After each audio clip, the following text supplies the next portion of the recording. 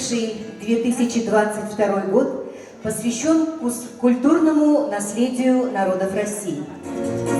Тот секрет точно неизвестно.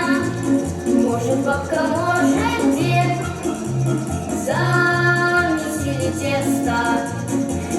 И патоки выпекали пряники, выпекали пряники, выпекали пряники, пряники русские, сладкие, мятные, чаю ароматному, угощение знатное. Добрый день, уважаемые гости! Сегодня вся Россия и весь православный мир отмечает День славянской культуры и письменности. Это праздник просвещения, праздник родного языка, литературы и родной культуры.